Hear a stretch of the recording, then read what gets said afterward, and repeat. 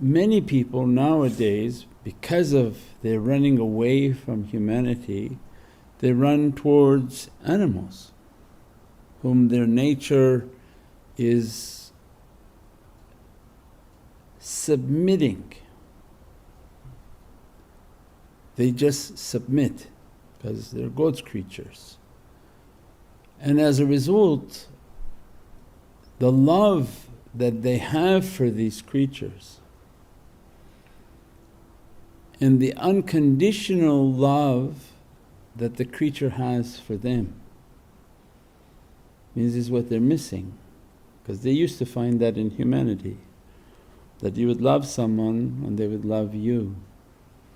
And the love would become so strong, they say that people would look like each other because their atomic reality was bonding.